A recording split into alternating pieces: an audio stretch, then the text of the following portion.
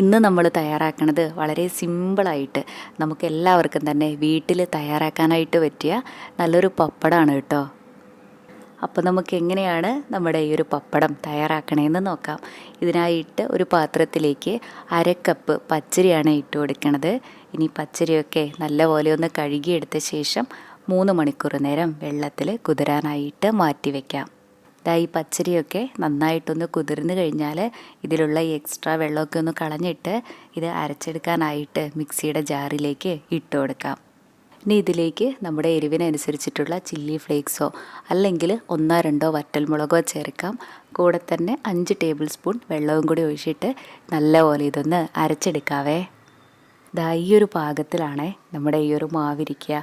ദോശമാവിനെങ്കിലും കുറച്ചും കൂടെ ലൂസായിട്ടുള്ള ഒരു പരുവം. ഇനി മാവിലേക്ക് 1/4 ടീസ്പൂൺ ജീരകവും 1/4 ടീസ്പൂൺ കായപ്പൊടിയും നമ്മുടെ പാകത്തിനുള്ള ഉപ്പും 1/2 ടീസ്പൂൺ എള്ളും. വെളുത്ത എള്ള് തന്നെ ചേർക്കണം എന്നില്ല കേട്ടോ, ഇതിന് പകരമായിട്ട് കറുത്ത എള്ള് ചേർത്തിയാലും കുഴപ്പമില്ല. ഇനി ഇതെല്ലാം കൂടെ നന്നായിട്ടൊന്ന് മിക്സാക്കി കൊടുക്കാം.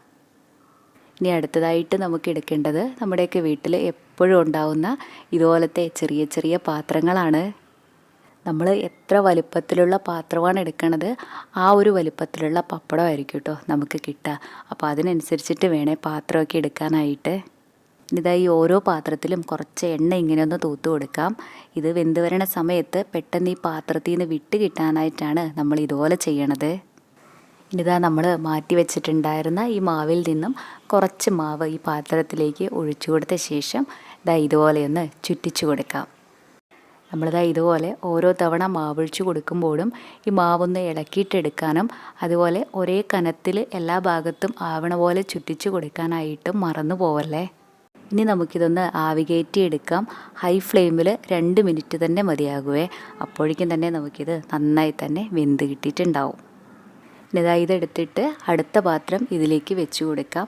ഇത് വേകണ സമയം കൊണ്ട് തന്നെ നമ്മൾ ആദ്യം ഉണ്ടാക്കിയതില്ലേ, ഇതിൻ്റെ ചൂടൊക്കെ പോയിട്ടുണ്ടാവും.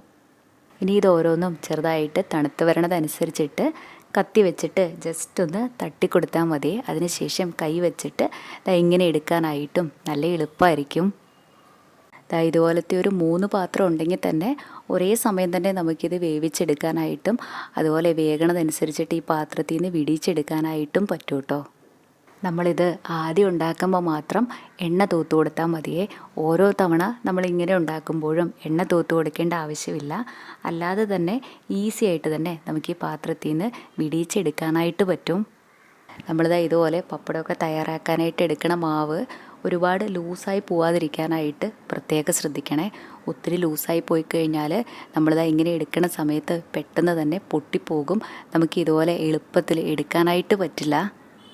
പിന്നെ നമ്മൾ ഈ എടുക്കണ മാവ് ഒത്തിരി കട്ടിയായി പോയി കഴിഞ്ഞാലും നമുക്ക് ഈ പപ്പടം നന്നായിട്ട് കിട്ടില്ല കേട്ടോ.